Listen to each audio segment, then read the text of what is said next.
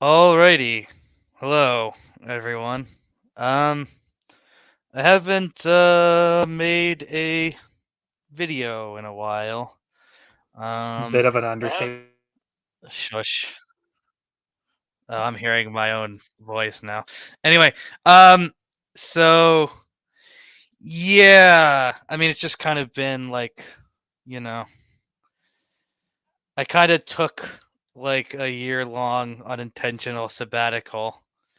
You know, there's different things, different reasons for it.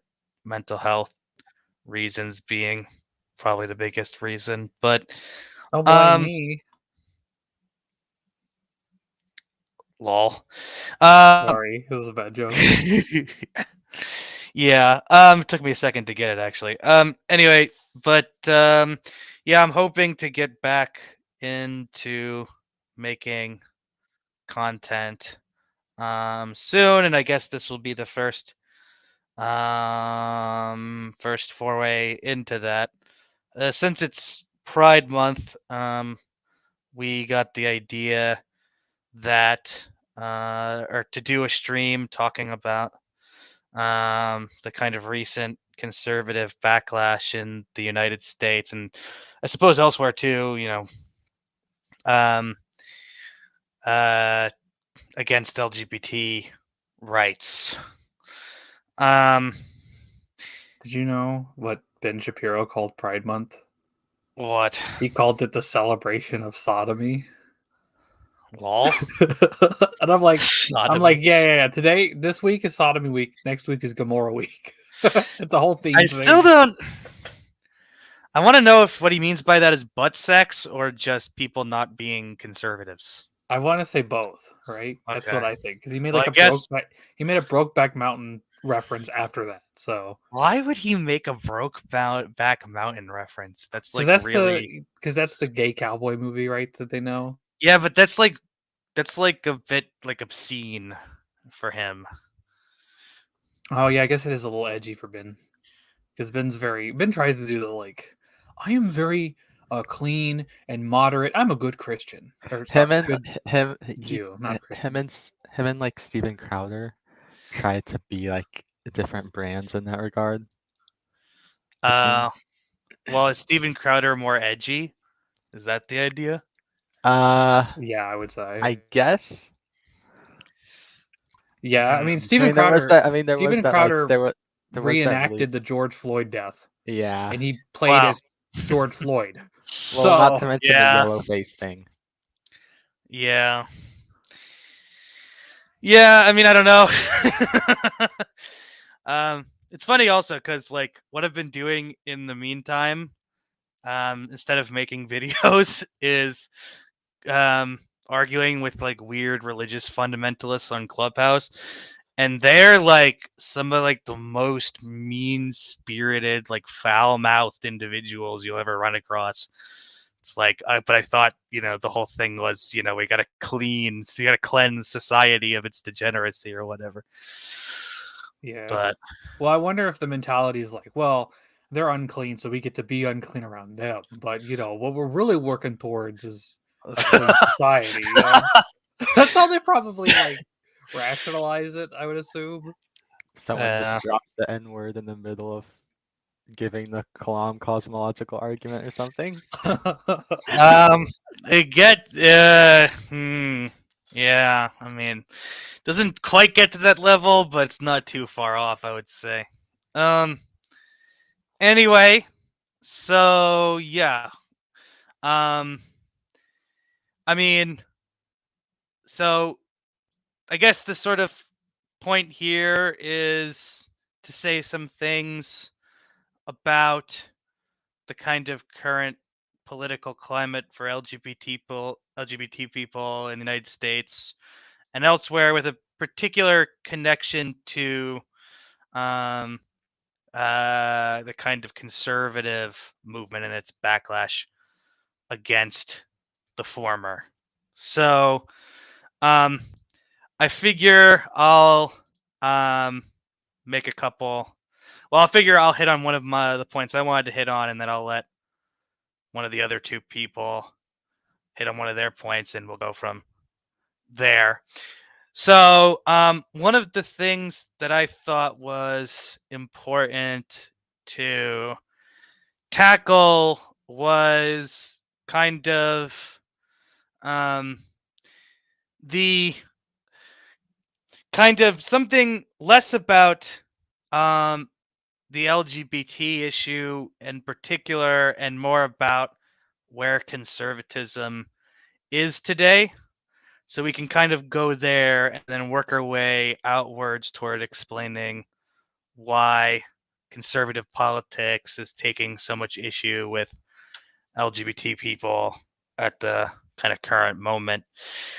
But anyway, so we're going to kind of, I mean, there's a lot of background that can be given, but we'll start out at a kind of modest place, right? We'll start out with the kind of fall from grace of kind of liberal political ideology, right? And what I mean by fall from grace is that from around 1848 to 1968, liberal politics were the kind of standard for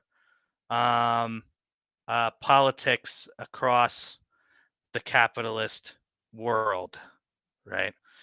And, you know, by the 19th and 20th, well, already in the 19th and then even more in the 20th century, the capitalist world was basically everywhere. So for a while, you know, if, you know, you were a state within the capitalist world, or if you were a kind of state at all in the world, right? Then you felt a lot of pressure to adopt kind of liberal political ideology. Now, it should be noted here that liberal political ideology, the way I'm using it, I'm not talking about liberal political philosophy, right? I'm talking about ideology in the specific sense that's used in world systems analysis, ideology being essentially a sort of political program, right? So when we're talking about political ideologies, we're talking about the kind of political changes, policies, and strategies that particular kind of social movements want to achieve, right? So even, you know, in this kind of period of 1848 to 1968, it's you know, the way in which states were pressured to be liberal was not necessarily to have, you know, politicians that believed in liberal political philosophy, but rather for whoever was in power, whether they were ideological, well, not to keep equivocating, whether they were philosophically or in their political philosophy conservative or you know, actually accepting liberal political philosophy, or, you know, even being a socialist in terms of political philosophy. Whatever political philosophy the kind of political elite had in any state, they were pressured to enact a liberal political program, right? And that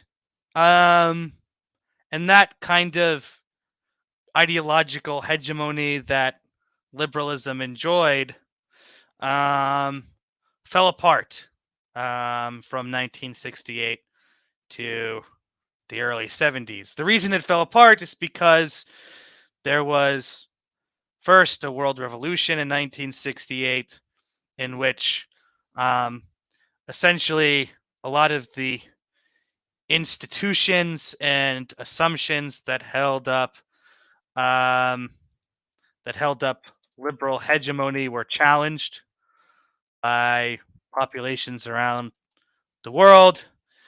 And then secondly, there in the early 70s was a crisis of overproduction within the capitalist world economy, and that led to kind of liberalism as a set of political economic policies rather untenable. Essentially, it was too expensive, right? And so because of that, because of those two things, liberal ideological hegemony rather kind of falls apart. And this leaves room for the kind of other two main ideological tendencies in the history of the capitalist world system to make a bid for power, right? They're no longer constrained by the liberal orthodoxy.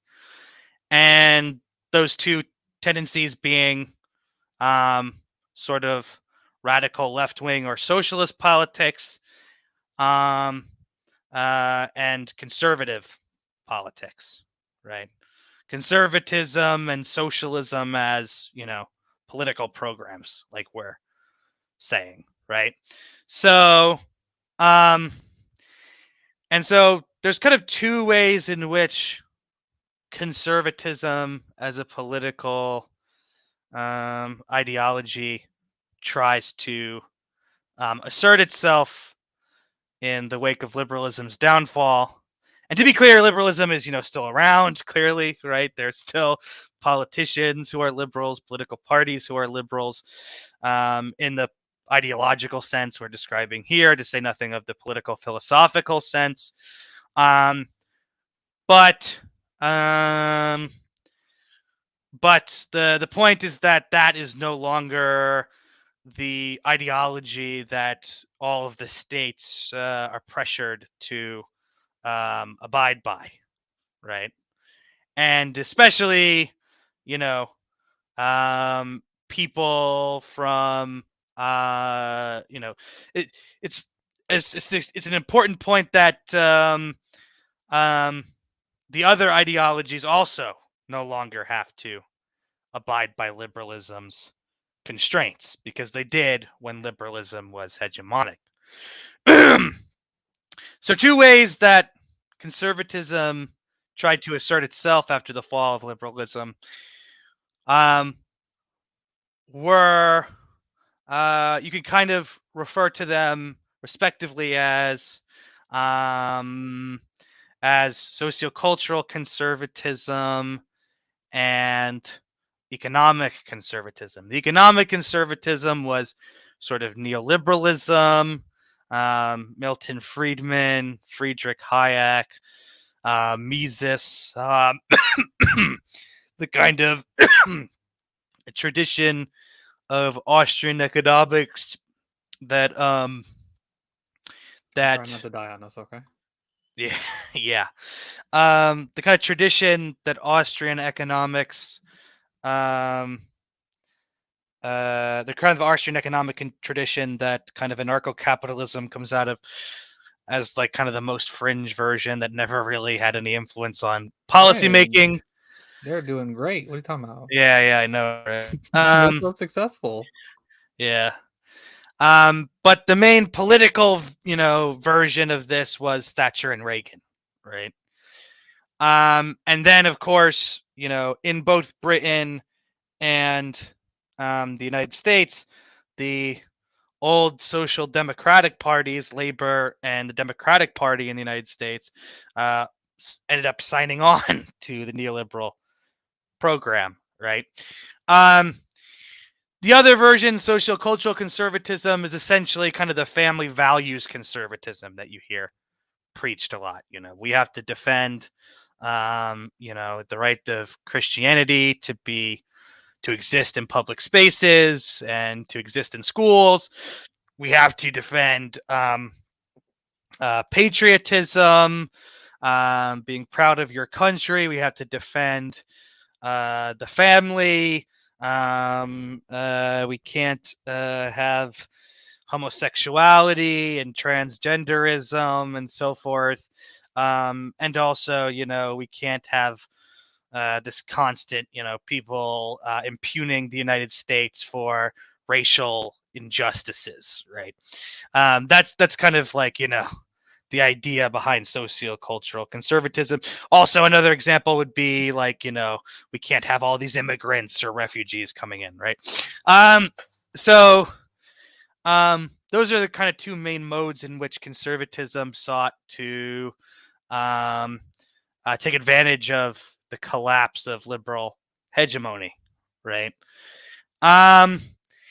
And so for a while, economic conservatism was kind of paving the way in terms of the success of conservatism and taking advantage of liberalism's collapse, right?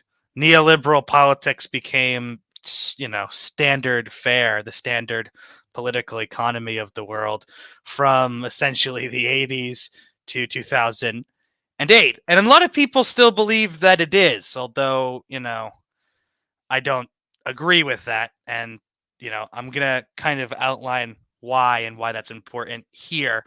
So, what happens in 2008 is, of course, you have the financial crisis, right? And what the governments of the world need to do in order to deal with that is essentially violate neoliberal doctrine and, marshal billions of dollars in state money to rescue these financial institutions. And so from that point kind of on, the kind of standard political economy for states within the capitalist world system, essentially all the states that exist, all the nation states that exist, the standard policy has been one that's very distinct from the kind of standard policy that made up the neoliberal program. The neoliberal program was about, slash state spending, yes, austerity, but also slash, no protectionism, austerity and protectionism, if you don't know what those words mean, austerity being, cutting kind of the social safety net, and protectionism being, basically protecting yourself against foreign competition on the international market as a state, right? So you may not want to import, cars made by Mitsubishi if you're Germany and you want to sell Volkswagens or whatever. But anyway, so so the neoliberal program was very much, the reason people think that neoliberalism is still dominant is that there's a lot of austerity, right? That's actually, what's happening with the debt ceiling now is the Republicans are trying to force, austerity through with the debt ceiling deal. Can I just add yeah, look back and forth on that with the Republican and conservative side is like, Biden will let you extend the debt ceiling, but we want to cut social programs, right? But conservatives also can't say that they're really cutting social programs in the sense of like elderly care and stuff, because that a lot of elderly people vote Republican, so they kind of have to like make it more about like fiscal responsibility, even though that's what they're doing. They're going to be cutting into social programs that a lot of people who vote for them need to survive. Yeah. So a lot of it's like, well, we got to think about how we're spending and, the debt. And it's like, well, the debt's like trillions of dollars. I don't really know I don't know how you're going to pay that, but all right. And they're like, well, we got to buckle down. We got to, we got to teach these Democrats that you can't just spend all the time, but the fallout of the cuts is that like, the old woman down the road or even the kid or whoever, the single mom in the next neighborhood is going to get less food stamps than before, to the point where she's going to have to be rationing food with her kids. You know, I don't know if that really, I don't know if she needs to be buckling down. As if she doesn't have enough problems as is, right? So, and you brought up protectionism, which I thought was interesting, because there's been a reaction in part of conservatism against sort of neoliberalism and protectionism, and I think the most obvious example is paleoconservatism. But there is sort of, I think, this general malaise in response to, I think, the attitude of privatization, where it's like, well, we'll just deregulate. A lot of conservatives see this as actually hurting their communities, as sort of this sort of attitude of like, well, it's all about the private individual, and atomization, which a lot of conservatives see as like opposing a lot of their views, right? Like, it's like, well, how are we supposed to reinforce community institutions and community ideas and socialization if you're pushing this rhetoric of individualize everything? So I think part of the, because if you listen to Walsh or Peterson or whatever, there's always, they kind of bring up this idea of like, well, you know what, we tolerated wokeness far enough, and they told us to just leave it as an individual matter and to just leave people alone. But they're attacking our kids. It's always got to be, kids have to always be brought up, because that scares everybody if you bring up kids. But it's like, we can't just leave our values on an individual level. We have to reassert them socially. And I think that's like a big the America First, a lot of Trump, I think, was sort of a response to this as well, where it's like, conservatism can no longer just sit by and allow all these traditional institutions and norms to be violated, or to sort of allow in all this plurality, which is producing like an identity crisis for a lot of them, where they're in this deep sense of ambiguity of like, well, what is happening? I thought this was America. You get people who go into Target, they see a pride section and they point and scream at it as if they're like the pod people, and I think a part of that, and not to take away from too much of what you're talking about, but I think a part of that is just the longer problem conservatism has in dealing with like the plurality and ambiguity that like a liberal society brings up, right? And sort of what existing modernity as a whole does to people who want to have like traditional viewpoints and stuff not change. Is that because of like globalization, industrialization, you get a lot of like global awareness, a lot more people are interacting with each other, there's more viewpoints getting expressed everywhere, and conservatives are kind of freaking out like, well, I don't want little Timmy to see rainbow flag at Target, because maybe little Timmy will think that they're gay, and if they think they're gay, then I can't impart my view that being gay is wrong onto my kid, so I need to figure out a way to remove gayness from public spaces, right? Which, because a lot of this is engaging in like, and like a lot of this is actually opposing, like what it's saying is like, well, okay, we tolerated liberal plurality enough, we're not going to tolerate it anymore, right? We're going to push back, and we're going to get parents to go to school boards or town hall meetings and scream nonsense, and that'll put pressure on these school boards to start banning books. Which I mean, I'm surprised. I'm sure it's possible conservatives have already done this. I'm surprised that if they haven't done it before, I'm surprised they didn't do it before, because I mean, from their perspective, right? They did the whole thing with they're gonna burn Nike shoes or whatever. That's true. The fuck. I forget why they did that. I don't even remember what the fucking moral panic was, but I think it was because Colin Kaepernick. Yeah. But yeah, so like a lot of conservatives, the feeling, or the mentality, because I think a lot of people don't really understand.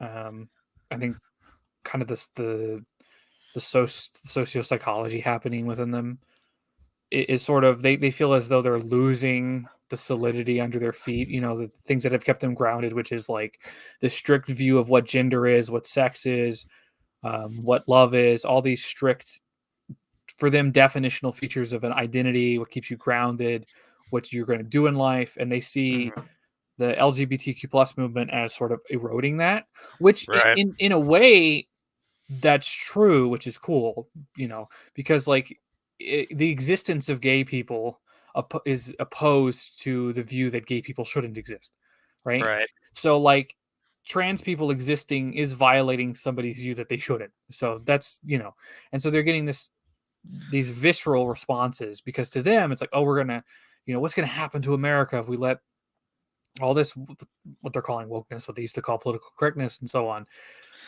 It's going too far. All the companies are gay now. Everybody's gay. I don't want to be gay, so I'm scared. And there's this, it's an existential reaction, right? They're getting existential, like you being trans is giving them existential problems. If you think about it, right? Which is, I think it's both in part great, funny, but also scary because it's scary because like the way they're reacting to it leads to violence, where they're gonna like hurt people and stuff.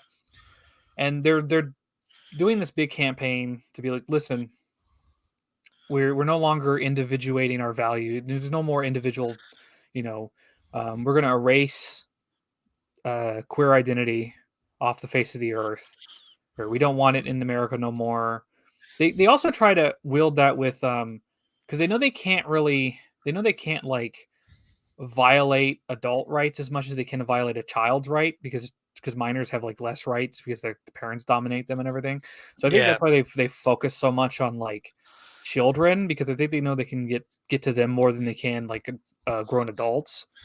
So I think that's kind of like where they're focusing a lot of their efforts, because it's like, well, we can't. It's easier for them rhetorically and like practically. Yeah, it is. But I mean, I would say, it's funny because conservatism has a history of getting into power. It's both in a position of domination and frailty, and I think the reason why conservatives are always like playing the victim is because in their mind they are, because like they have to engage in a system of constantly preserving all these traditions and stuff. Not to say they don't change, they do. I mean, the irony of tradition is that it changes all the time, but they have to constantly deal with accepting a level of liberal plurality and the ambiguity that comes with that, right? Mm-hmm. And trying to juggle between, okay, do we accept this, become more moderate, or do we buckle down and we start opposing it toward a more illiberal direction of saying, actually, no, you can't have certain rights, because if we allow this, then we have to concede on all these positions. And so I think that's where like a lot of these conservatives are coming from. And I think you do see the development of the more illiberal conservatives, or the ones leaning more that direction. But you do see, I think, an undercurrent of more moderate conservatives, because there is like a collection of conservatives who don't care about like getting rid of LGBTQ plus people. They started to kind of come to accept it in a section where it's like, okay, well, yeah, I guess it's fine so long as like you're over there and I'm over here. So they're like, because the way you deal with ambiguity in modernity is you either figure out a way to accept it or rebel against it. And so, yeah, and you can see the Republican Party, like a lot of them doing the whole like, well, I don't want to deal with it anymore. Yeah. Now that's not to say that like, and the problem this brings for like queer people is that they're getting massive ostracization, right? Like they're getting basically told, this is not your home. You don't live here, right? Unless you get rid of a part of yourself, which is causing a lot of ambiguity for queer people, like because they don't know where they are. They don't know where their feet is going to land because of this. So it's interesting because both conservatives and queer people are having like an identity attack and having like a culture war, and they both feel like they're on quicksand, right? But the difference though is one group is like, you know what? I'm gonna attack. I'm gonna just destroy you because you identify as like gay. The other group is like, I don't want to die, you know. So I don't think I need to say this, but I would say that I think it's cool that queer people are like causing all this like future shock on the conservatives, and I hope that like at some point conservatives just wither away, but they're not going to do that without like a massive fight. So Yeah. Yeah. So to kind of like circle back, because you touched on a lot of stuff that I was sort of anticipating. So to kind of circle back, um, so the kind of reason to think that neoliberalism is no longer kind of dominant like it once was is that since 2008, right? Um, you do have, the kind of normalization of austerity. Austerity is like, pushed down everyone's throats, and that's why, people think neoliberalism is still kind of the name of the game. But if you look um, at sort of the other neoliberal principles, they're not being respected, right? So, you know, anti-protectionism, free trade, right? As it's, as the kind of Orwellian kind of newspeak is, um, you know, that's, nobody respects that anymore, right? Like every state is a protectionist state these days, right? Nobody actually wants, free trade the way they did during the Washington Consensus or whatever. And then the other kind of principle, which is what leads to the debt ceiling fight in the United States every few years or whatever, that we're living through, an instance of which we're living through right now, is the fact that also, slashing state spending and not doing state spending, that's being violated, right? But basically every state in the world, because every state in the world is compensating for the kind of economic decline that the world economy is experiencing, and has been since 2008, with national debt and accumulating national debt. So, you know, uh, the only thing that's been preserved is the austerity, right? Which is why, Republicans are trying to push that through with the debt ceiling bill. So neoliberalism, once dominant, has kind of fallen by the wayside, and that has left. And that's again not to say that there aren't neoliberals still running around. Clearly there are, right? But it's to say that it no longer has this kind of hold on political economy the way that it did from like, the 80s to 2008, right? Let's say. So the kind of version of conservatism that's left to keep trying to take advantage of the kind of post-liberal hegemony is the kind of post-liberal hegemony environment, I guess, if you want to call it that, is sociocultural conservatism. And that's what you see in these kind of big populist conservative movements, which things like concepts like Trumpism pick out, which things like they've got a few terms for them.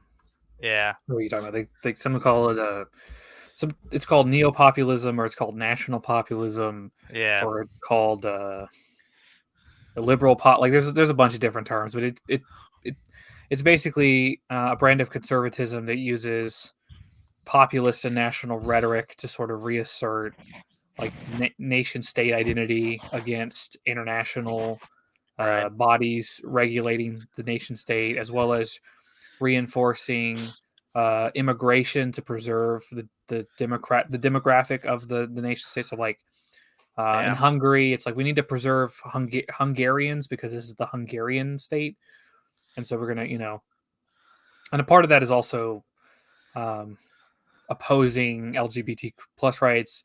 In the more extreme end, it develops into like controlling elections to where you get in a illiberal democracy what some people call like an electoral authoritarianism or competitive authoritarianism with like Russia, Yeah. So that's the kind of thing that that sociocultural conservatism is left to kind of pick up the pieces, and that's what you see at play with Trumpism and You think and DeSantism is going to take off? Bolsonaro and Orban, and you can go down the list, but and that's kind of what's at play with the attack on LGBT people, right? That's part of the sociocultural conservative political program, right? So the kind of reason why it's been so intense lately is because sociocultural conservatism is kind of the strategy on the table for conservative politics. The dog agrees. Yeah, I know, right? Yeah, I mean, like if you look at the discourse among conservatives, it's not at all centered on like as austerity measures are of course still brought up, and you still have there's still elements of the whole like, oh, we need welfare bad because Chicago woman bullshit, but ultimately it's very socioculturally centered. What is that clicking I hear? It might be from me, I don't know. Sorry. Oh, it's okay. It's probably someone's mouse. But yeah, so that was kind of one of the main points I wanted to touch on. You guys can talk about any of your main points. I kind of I kind of rattled off mine earlier, but no, I mean, I think I think this will kind of continue. Whether or not they'll keep being successful is to be questioned, because Bolsonaro lost re-election, Trump had lost re-election. Both their supporters had a riot on their capitals, which both ended spectacularly in a failure. Which if another one of these like liberal Democrats has like their supporters raid a capital after failing, then it'll be like considered a trend, because you need at least 3 instances for it to be a trend. So that'll be fun. But no, yeah, I mean, I think the conclusion is either society accepts queer identity and passes reforms accepting more of that plurality, which for hardline conservatives is going to mean the floor falling beneath them, and either they're going to get even more louder, and more try to do more tactics, or a part of them are going to have to like acclimate and just kind of accept that they've lost. Although you'd be surprised how much conservatives are willing to wait till the time is right to like reverse something. Like when Roe v. Wade got passed, it took conservatives 40 years, but they ended up getting it reversed. So I mean, yeah, their strategy is still very electoral, largely. Yeah, I would say so. I mean, a lot of people, there's that commentary that like this is the sign of Weimar Germany and America because of the book burning, but like it's not as if biblioclasm, which means book burning, hasn't been done like countless other times. Like the point of burning a book is to reinforce a worldview that you want to be reinforced. So it's a pretty universal thing, unfortunately, to do the whole like book banning thing. I mean, Nazi Germany obviously engaged in it, but China did, like old ancient China did as well. And I think instead of viewing what's happening as like the rerun of like the 1930s, I think we should put into perspective how much history has changed and how much conservatism has had to change in response, and how they've been able to develop these newer trends of national populism and illiberal democracy and take advantage of electoralism and constitutionalism without just getting rid of them outright. Like the way that the way they're engaging in politics now you can find accidental similarities or similarities to other trends, but I think it's important to bring up sort of the nuances of where we are and how, because I don't think looking to like the rise of Nazi Germany is really going to tell you much about the situation today I outside mean, of we can't know what the outcome is going to be because it's a fundamentally chaotic situation we're in since the decline of liberalism. And so people think that, oh, well, when we live under times of historical crisis, there's a one outcome to that, and it's fascism. That's no, yeah, I that's mean, not true. It's actually the opposite. Times of historical chaos are actually opportunities for many uh, extra systemic or anti-systemic forces to take hold. yeah, I mean during a crisis of modernity, you'll have like a billion different viewpoints spread and do all sorts of things because that's what I mean. Like, if you bring up the early 20th century, what's interesting about all the authoritarian states that did form was the majority of them were conservative. So, like, you had more Authcon regimes take power than like actual fascist ones. So, if you wanted to take that period in reference, if anything, it tells you that conservatives are just better and more adaptive and prolific and more able to take advantage of crises and able to like construct authoritarian systems better than Fash can, which are generally marginalized or sort of absorbed into conservative movements. Because while like Nazi Germany caused the Second World War, I think it's still important to look at like how like Austria before Anschluss, Portugal, Spain, Brazil, and all these places had their traditional elites would just put up one of their own, and one of their own would put themselves up, and they would marginalize the more radical movements. And I think if you want to compare that to today, what's really happening is with the rise of national populism, you just get this like proliferation of national conservatism that's able to, you know, better adapt to situate because a lot of these people are already elites in the system and they're all already, I think, able to gain power and they can already reach more and more people. And so you do have cases where like some fascist parties will like try to model themselves after neo-populist or national populist parties.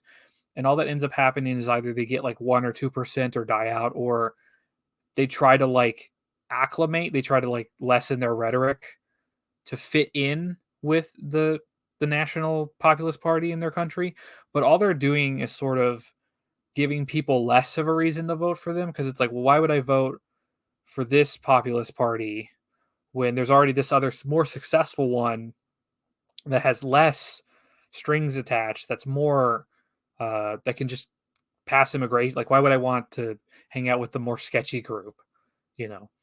And so I think what we're seeing is instead of a rise of fascism, I think we're just seeing a rise of national populist conservatism that will definitely do a lot of damage and violence. But I think at the other end, you're going to see you know, sort of a string of people who are more radical, run around as well. Because, like, again, with every sort of crisis that modernity brings, which is constantly, you're going to have a string of different movements. Because in the 20th century, you didn't just have, it wasn't just like fascism versus Soviet communism, right? You had you had anarchism, you had nudism come up, you had primitivism come up, early like artistic primitivism, you had futurism, you had um, psychoanalysis.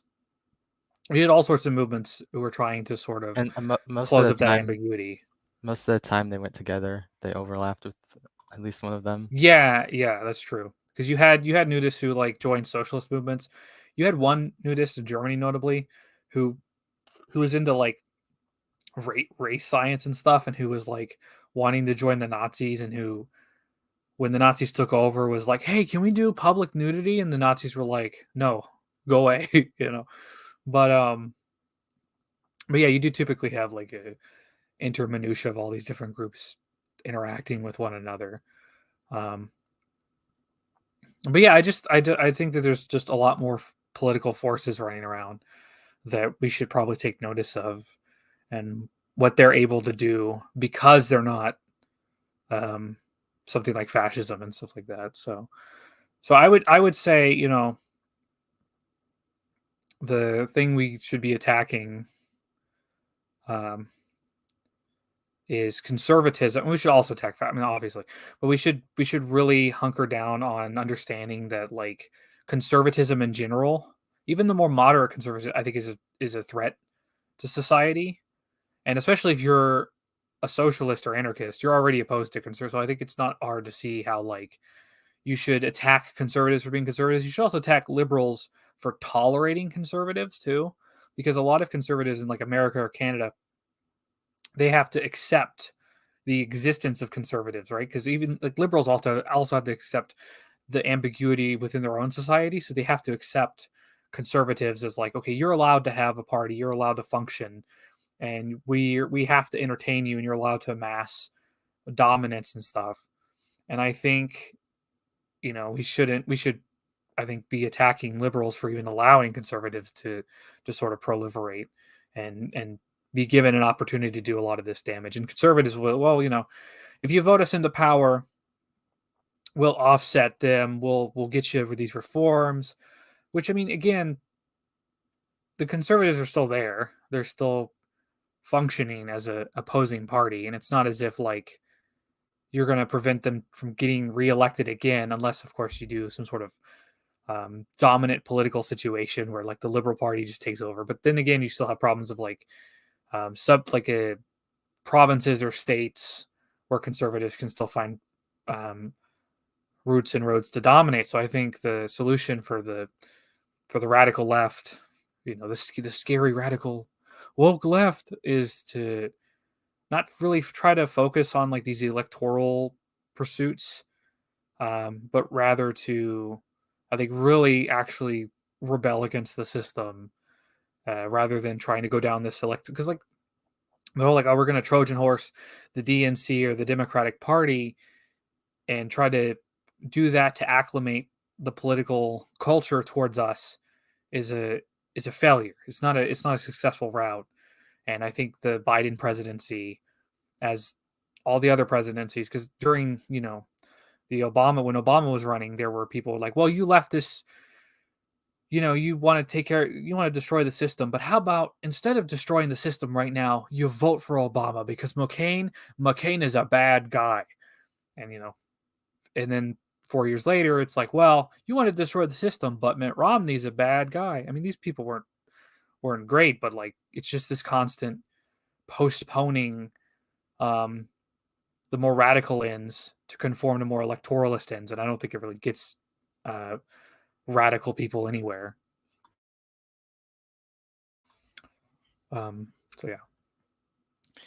Yeah, I mean, I agree with all of that. Does anybody? I think being you hit on most of the things you wanted to say. I I touched on one thing. I have two other points I maybe want to talk about. Esmeralda, do you have anything that you I want don't to have touch on before that?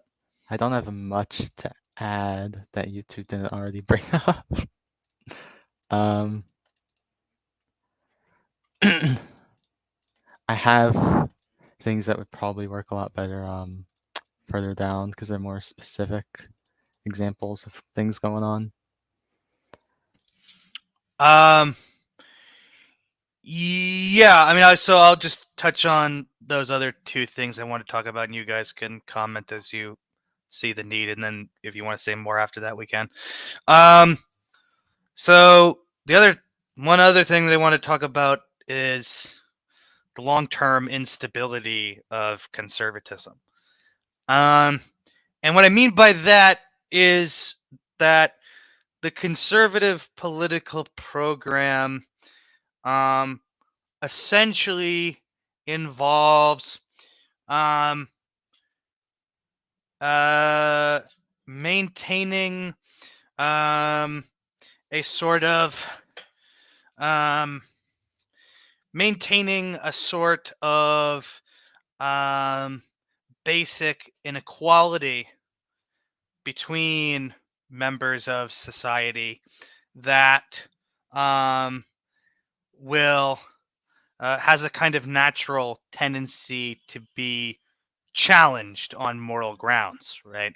Essentially, what the conservative has to say, and it's usually dressed up in newspeak. What the conservative has to say is, well, I should get to have a better future for myself and my children, but you shouldn't, right?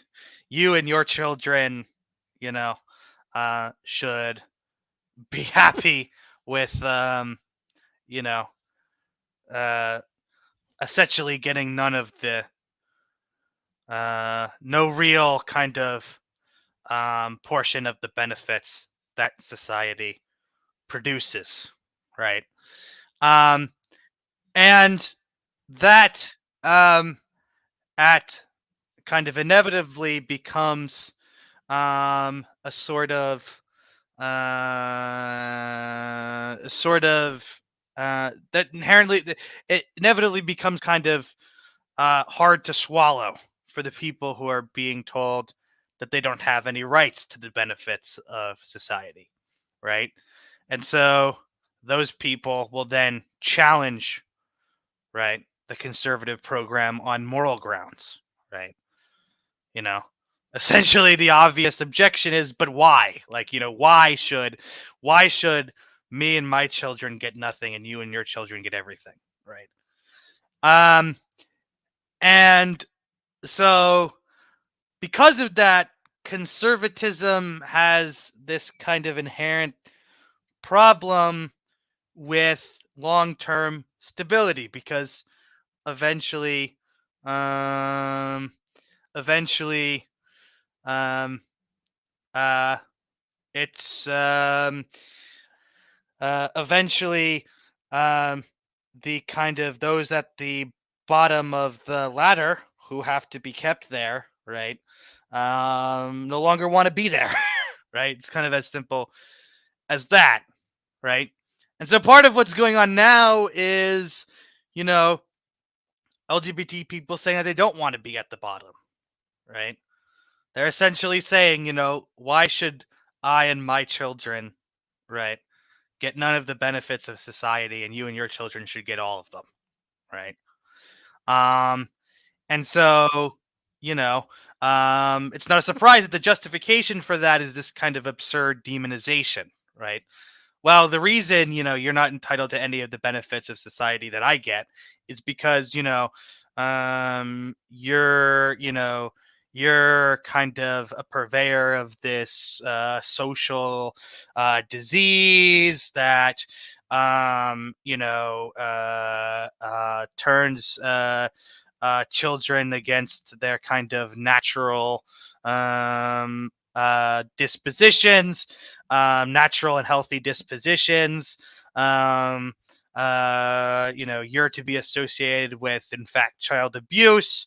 You're to be associated with the breakdown of the traditional ways of ensuring safety and health for the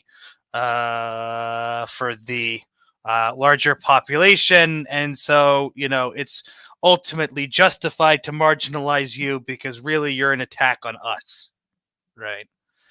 um you know and so that narrative has to be spun if, right, the idea of we get everything, you get nothing is to pass moral scrutiny, right?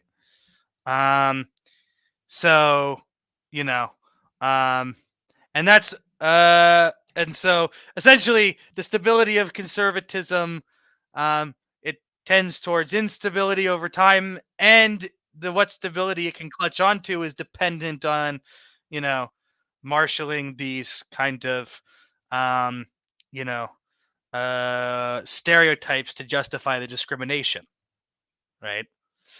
um And so that's this kind of long-term problem that conservatives have to deal with. It's not to say that the problem is completely insurmountable, right?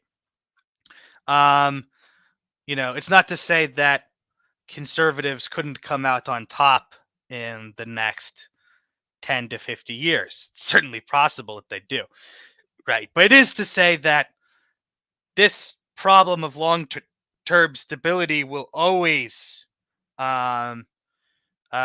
will always be undermining their ability to come out on top, right? It's something they will always have to deal with.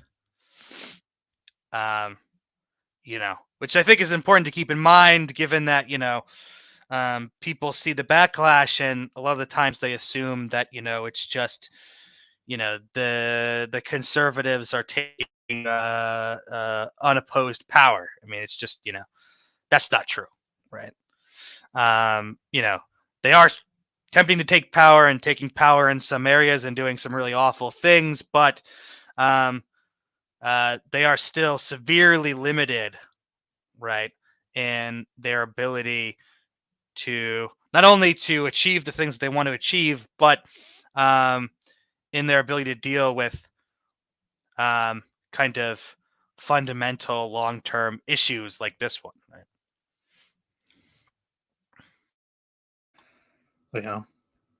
We have a question in chat. Piper, did you take down your video on Parenti? I don't. I had an older video about him. I took that down. I remade it. I'm not sure that I really like the remake, so I might take that down again. But it's up for now. You should be able to find it. I don't know. Maybe it's privated or something, but I can still see it when I go on my channel. You're gonna call it the special edition? You're gonna George Lucas your own videos? Yeah, exactly. It's the special edition. Yeah. All right. I don't see any other questions.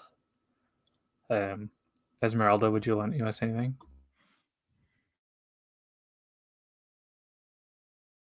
So, to add on to the instability of conservatism point, I think about conservatism is as an ideology.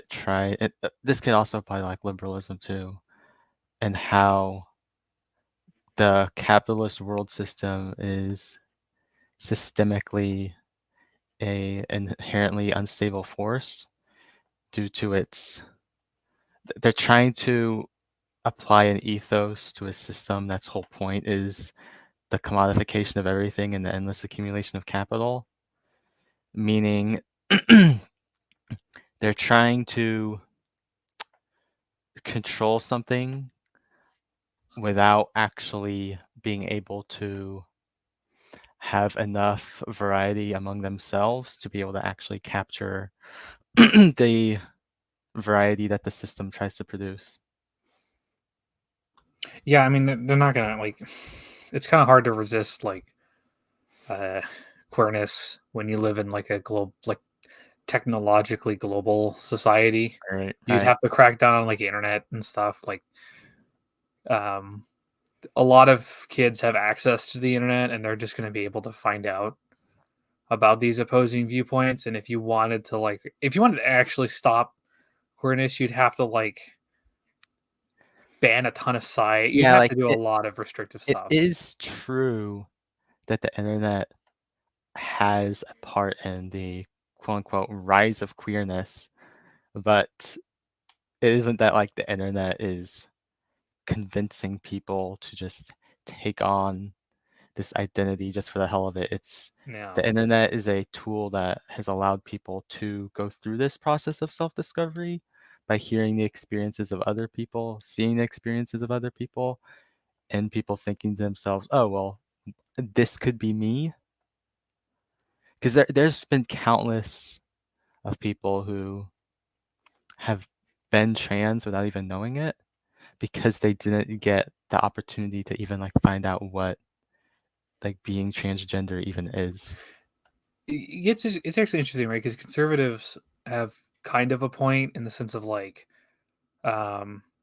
internet made my kid gay, or the college made your kid gay. Well, it didn't make your kid gay. What happened was your kid left the influence of you and was allowed to explore other facets of life and other viewpoints, which allowed them to come to the self-discovery and conclusion that they were gay. So the part that's true was, yeah, if you didn't let them leave your domain, um, they probably would have never identified with being gay, but that doesn't mean they would have never been gay.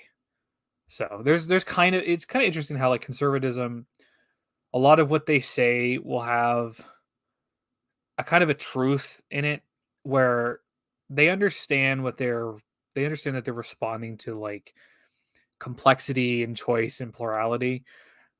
But of course, because they view their own viewpoints as natural, all these other things outside of that are going to be seen as inauthentic. So that means that, like, if you come out as trans, they're going to be like, well, if you had never if you never left the prison of your parents' household, you would have never been trans.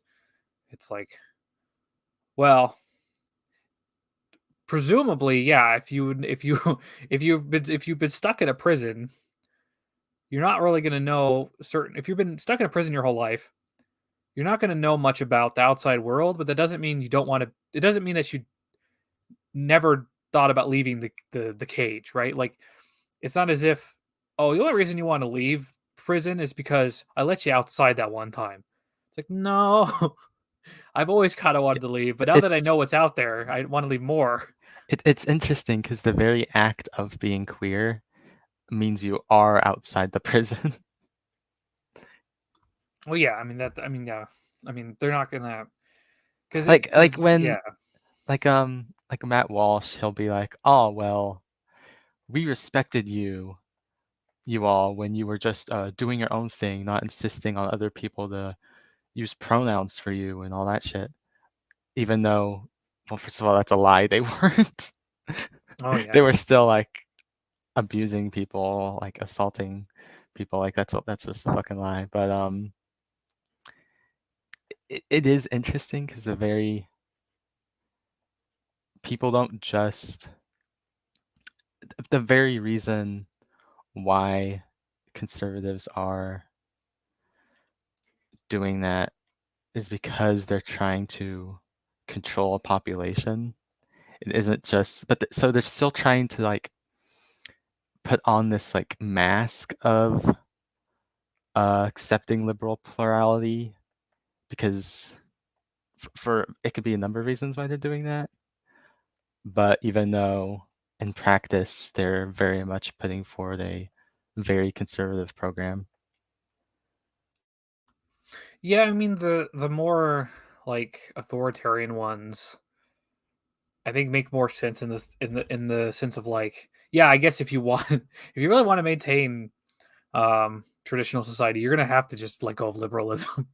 So that makes more sense than like playing this game of constantly losing and ceding ground, and trying to also invoke liberal values while also trying to undermine Yeah, them. but the problem with that though, if you go full authoritarian, the problem with that is all you have to keep the stability is naked force. That's true. Yeah, that is. Yeah, And naked force isn't actually like it's not actually like useful, right? Like force becomes useful in maintaining the social order when the kind of opposition to it is small, right? So it's something that you can, cut the head off of. But when it's widespread, right? And when nobody, right, sees or almost nobody sees um or most people no longer see the existing order as legitimate. Um, you can't. There are too many chickens to cut the head off of, basically. right. No, yeah. So I guess I see. I guess I see the point then of like going the more liberal direction, because it allows you to not be in that position, and it also allows you to like survive longer and probably adapt in certain ways than if you go in the more authoritarian direction. I It can definitely see that. it allows conservatism as a force of control to take on some level of variety in itself in order to control the variety that it finds in society, basically. Hmm. Yeah. No, yeah, I mean, I guess, yeah. Because it probably is smarter to do the whole, like, the shell game of, like, we're actually doing this because we love democracy and we love the right, then, like, just being out and out, like, actually, I hate democracy. So, no, never mind. I'm changing my opinion on that because now I do Yeah, see the because like advantage of, like, yeah. because why did they storm the Capitol and all that?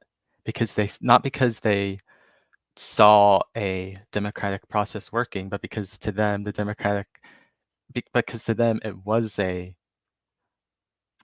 stolen election. Yeah. A lot of it is interesting too because I don't want to take away too much autonomy from a lot of these because a lot of these people do actually believe that what they're doing is preserving democracy and a lot of like because what's interesting about national populists is the way that they've used liberalism or the shortcuts or the certain things in liberalism to advocate for restrictor things under the sincerity that they're actually preserving a liberal society or a republic.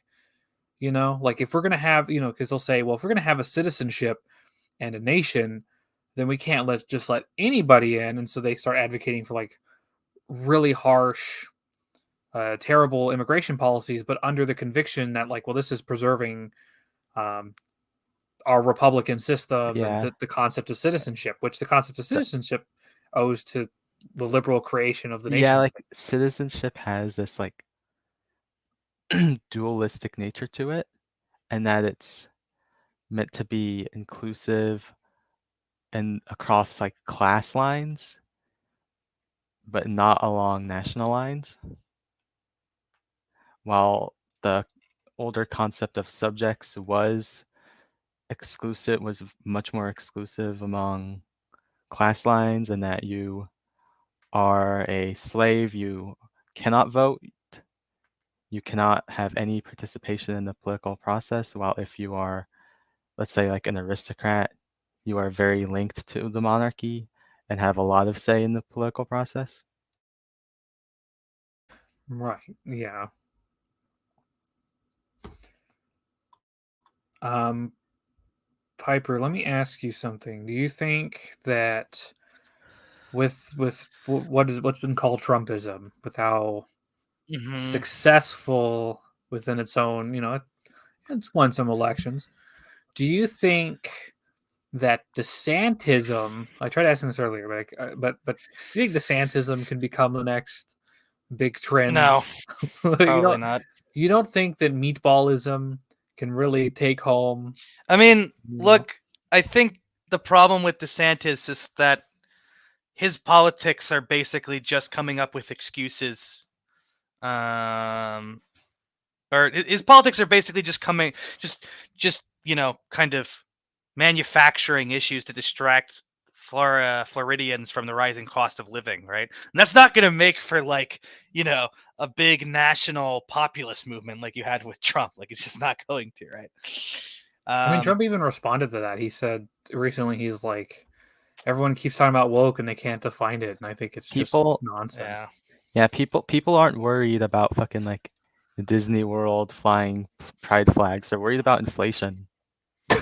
That is true. Yeah, a Yeah. lot of people are upset. Well, Yeah, I mean, this is an interesting issue because in the French elections, one of the reasons that the right did just awfully is because people in France weren't actually worried about immigrants, right?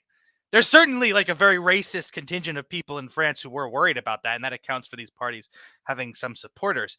But the most people, like most of the voting public, just you know, and that turns out to be working class people. They just did not care about immigration. They weren't interested in that issue at all. They were interested in cost of living and the environment, right? So that's one of the reasons why, you know, the right, after failing in the, I mean, if you're excluding Macron from the right, just talking about like the populist xenophobic right, why after losing, however many years ago it was, 6 years ago, they lost again, right? Also, among there are other reasons for that too. Eric Zemmour and Le Pen split the vote, but split the right wing vote, and so that was like a strategic mistake. But so what you're kind of talking about there about people actually caring more about cost of living than these socio-cultural issues, it has played into the defeat of the kind of populist socio-cultural conservatism that's been on the rise. Right. Somebody asked, I guess you already kind of touched on this, but somebody asked, what's going on in conservative movements in Europe other than the UK? I mean, there are a lot of good examples. So Orban in Hungary, Viktor Orban is a really good example. He preaches this Hungarian nationalist conservatism against the kind of liberal values, perceived liberal values of the EU. He attempted in the European Parliament to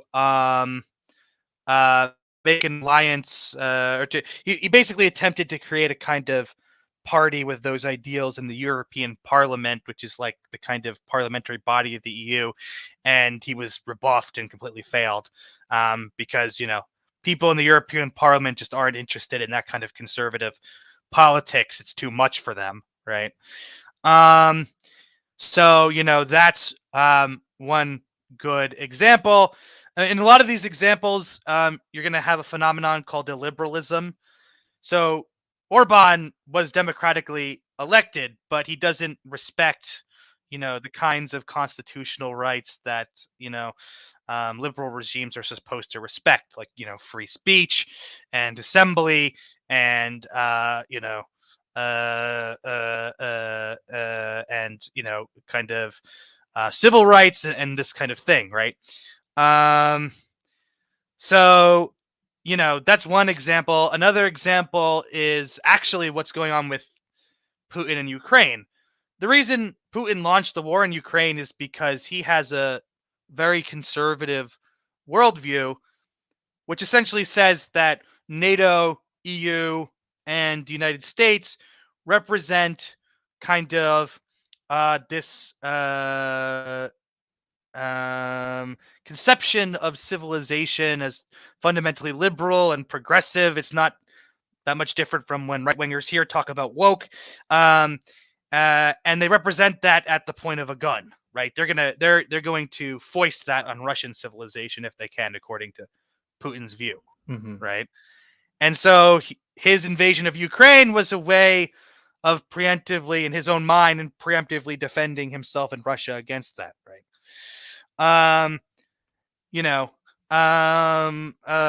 Other examples are like the anti-immigrant fervor in Europe. Again, I was talking about France before.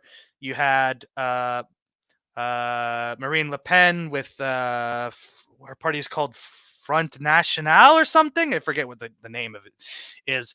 But Marine Le Pen, her party actually, I mean, it used to be much more xenophobic in its like conservative kind of nationalism, but it's actually like softened that rhetoric a lot, right? Because of this issue I was talking about before, where the long-term instability, right? You can be as anti-immigrant as you want, but that means that all of the immigrants in the country are going to be not very happy for you, and that's going to cut out a big chunk of the vote, right? Her party is called National Rally, by the way. Yeah, National Rally, yeah. So, and then there was Eric Zemmour, who people were calling a fascist because I don't think he was a fascist, but he was certainly kind of conservative white nationalist type. He wanted to go as far as like banning Muslim names for children in France, and so forth. And so he was kind of the fringe right-wing candidate, but he only got like 4% of the vote. Well, I don't know if that was what he finished with. That was what it was when the election he's a part was of going the on. Yeah, I think we're called Reconquest. yeah, something like that. But he got a very tiny percentage of the vote when all was said and done. So there was no chance he was winning even during the election, right? And so, a lot of this like anti-refugee fervor is part of conservative movements in Europe. The AfD in Germany is another example, and they did really poorly in recent. Alternative for Deutschland. Yeah, they did they did really poorly in the recent German elections. Actually, basically everyone did really poorly in the German elections, but yeah, they did pretty badly. Those are some examples. So Yeah, it is actually interesting that this phenomenon of like illiberal Democrats has like on one front you can name a few countries where it's taken hold, like Hungary, Russia, Turkey, but then you can like point to countries where it's like failed, like France, Germany, and a few other places. So it's kind of I mean, it's gotten popular in some regards, but it's also fallen on its face in others. And even like again, when like Bolsonaro won, at the first like you're not a very good illiberal Democrat if like you lose your elections. By the way, like kind of the whole point of like becoming like actually solidifying illiberal democracy is having control over those elections. And if you can still lose them, then that tells me that you're kind of like you're like a failure at it, which is what makes like Trump also funny. Is that like for a liberal Democrat, the American system is so corrupted that it's able to like throw him off when he tries to do like the election fraud stuff. Like the American system is so rigged toward the two party system that if anybody tries to make like a single party de facto state, they just get like their efforts get thrown out, which I thought was interesting.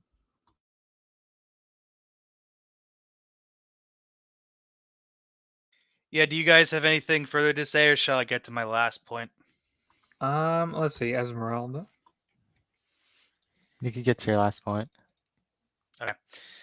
So the last point that I wanted to talk about is the LGBT struggle as the struggle for human freedom. Now, I guess, there's some room for philosophical disagreement here. It's kind of interesting, how widely philosophical presuppositions can, or philosophical assumptions rather, can differ among purported leftists. But, from my point of view, the point of radical left politics, the point of revolutionary socialist politics is the attainment of freedom for human beings, right? And freedom for human beings being the ability of human individuals to really have a kind of self-determined control over their own circumstances, right? To do the things that they want to do, to control their lives in a fundamental way, to achieve their goals, right? So, and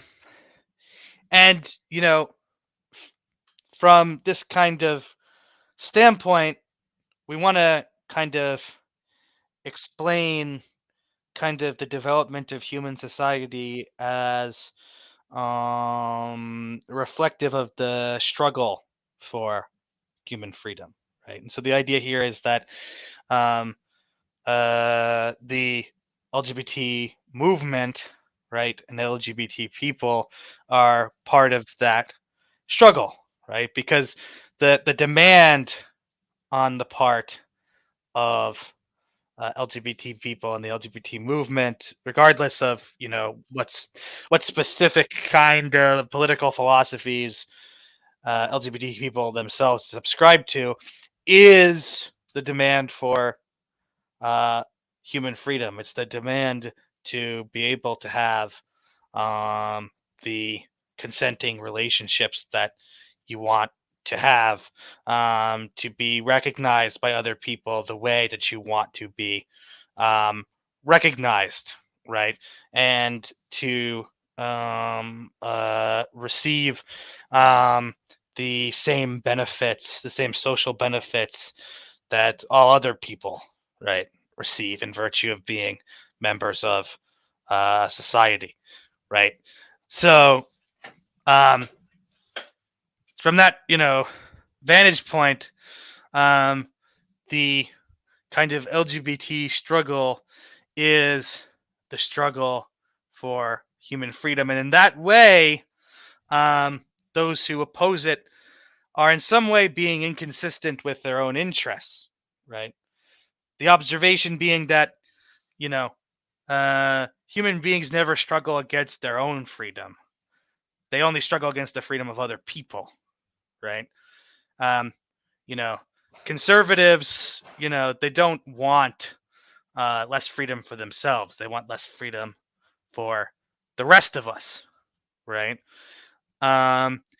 So, there the idea is, right, we're all interested in freedom, right? And so if we want to be consistent with our interests, right, we should um, be interested in the further development and success of the uh, the LGBT struggle, right? So yeah, Yes, you guys have but anything to say? yes, but Starbucks made my coffee gay. Lol. Damn. They making the coffee gay. That's the upside. The upside to a lot of this is that there have been a lot of great comedy. So, for example, there was a shirt that said Pride Month, and the letters formed I demon, know this. and a Yeah. ton of queer people were like, "I want that shirt." So, We're monsters against the monstrous world, after all. exactly. So the upside is that the upside to all this horribleness is that there's a lot of great comedy and a lot of mockery that you can find where you can just make fun of them for their silliness, as well as obviously physically resisting the horribleness that a lot of this brings. But yeah, I'm part of what's I think what's great about Pride Month is conservatives have to deal with gay people and they freak out. And I think if you're making these people freak out, I think you're doing a good job. Mhm. Don't settle. Don't ever reduce your queerness for these people. They don't want any of it. It's good that you're freaking them out because you shouldn't live in a society where people think that, like, you have rainbow.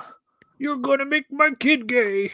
Oh no. Oh my god, my favorite jokes about that is like there'd be like a rainbow outside, and they're like, "The sky is woke." Oh, yeah, the gays did it again. They Then when I spray gay, water out with my you know? hose, a Yeah, rainbow appears. I know. They made the water gay. Joe Biden made the hose woke. Yeah, Joe Biden made the water and sky gay. Yeah. Hey, maybe electoralism does work after all. The chemicals are no longer turning the frogs gay; they're turning the water itself gay. Exactly. Yeah, did you guys have anything you wanted to say further? I would say that is about it. So. Yeah. Okay. I will also say something before we finish up. I will also say something about electoralism that was brought up. One of the kind of refrains that the backlash against LGBT people has produced by people who are nominally, well, by on the part of LGBT people and their allies, right, is this idea that and to be explicit, there's all kinds of legislation that is trying to be passed and already passed, limiting the limiting the kind of civil rights of LGBT people. Excuse me, of LGBT people in many different states across the United States. And so, the refrain on the part of some of us has been to say, well, look, we just have to, like, there may be some grand goals of liberation, but we just have to like stop this legislation from being passed. So really, we just have to make sure that we vote Democrat, right, in the next election or whatever. And I think that's, I mean, there's a whole lot of reasons that I disagree with that, but one obvious reason is that we have a Democratic president, right? We have a Democratic, well, we did have a Democratic controlled, I mean, I think the Democrats are still Senate majority, but the Republicans got, I mean, we'll say majority last time I saw. Yes, slim. I think the Republicans now control the House, but even when people were predicting a red wave, right? That didn't even happen, right? They kind of got some slim majorities, basically, right? So there was no predicted red wave. The Republicans, there's a Democratic president. The Republicans don't have as much control as they might have had otherwise. And yet all of this is still happening. And now the reply to that is going to be, well, look, the Republicans just block the Democrats from getting anything done. The Supreme Court is controlled by conservatives, and that's an appointed position. But that's a point in favor of what I'm saying. I was gonna say, because it's like if your argument for why the Democrats haven't done shit when they should have is, oh well, the Republicans are just gonna have blocked them, and it's like, okay, well, then that's why a vote very for good Democrats? reason to not be trying to use That's the kind of what Democrats. I was saying earlier about like liberals tolerating the existence of conservatives and stuff. Yeah.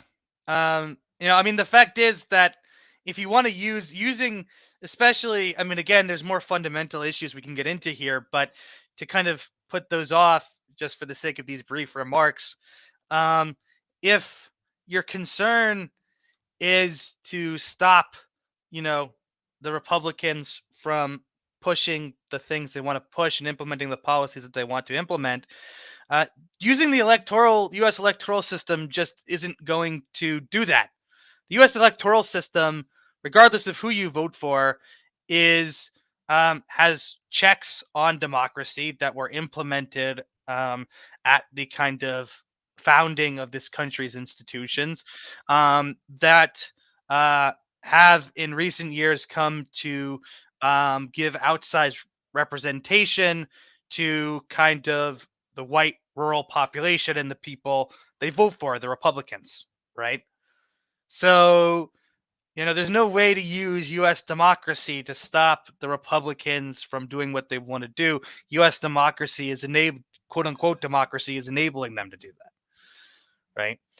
So I agree, right? We need to stop them from doing what they're doing. But the way that you stop them is not by putting off your goals of liberation for, voting every 4 years. Yeah, you stop them by putting your tokens in with the goal of liberation. Yeah. Well, that's why you got to vote every 2 years for those midterms. Yeah. That's why you got to vote every day, every second you're at the ballot box. You're there. And then when you get Biden, and you're going to bully the president. In Missouri, the ban on HRT here was done by the Attorney General, which is an entirely different branch from the legislature. So, oh, that's Missouri. Is that person even elected?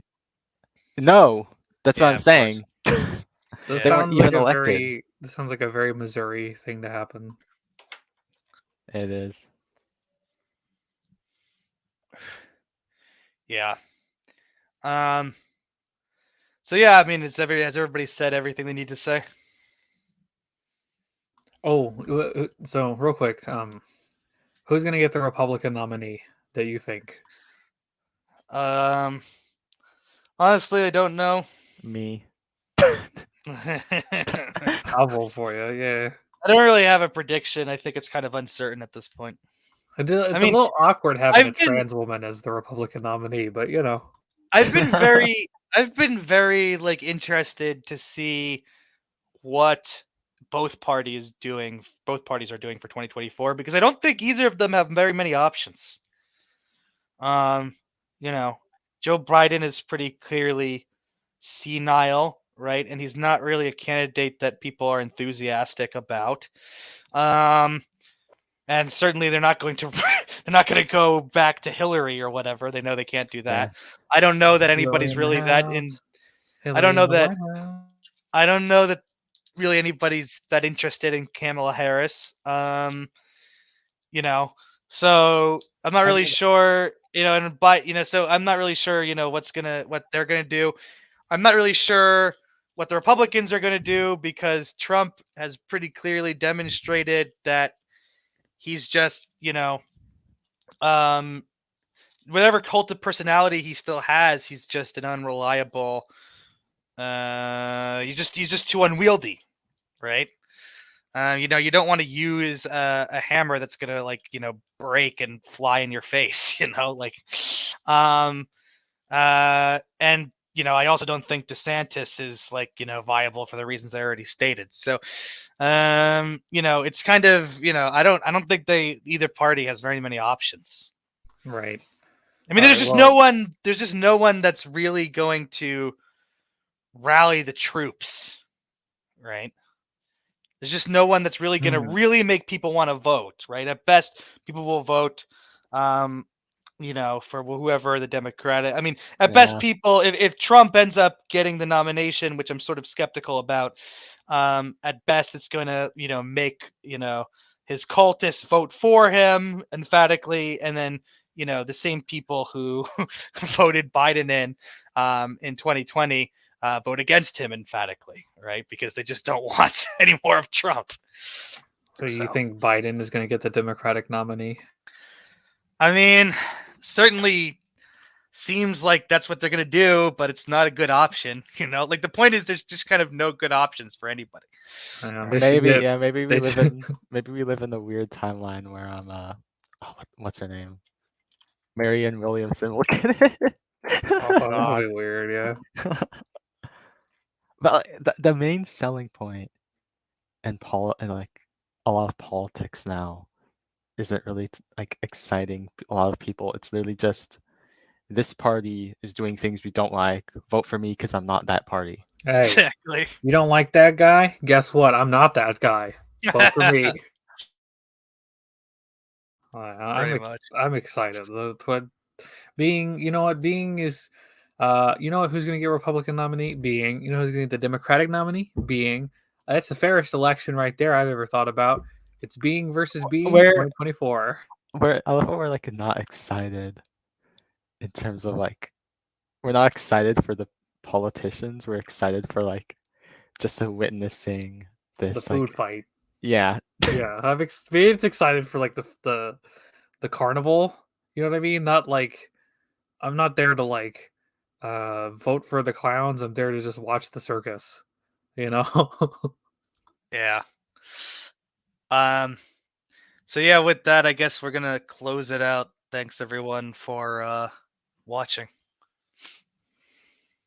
Yes. Starbucks made my coffee gay. Amazing.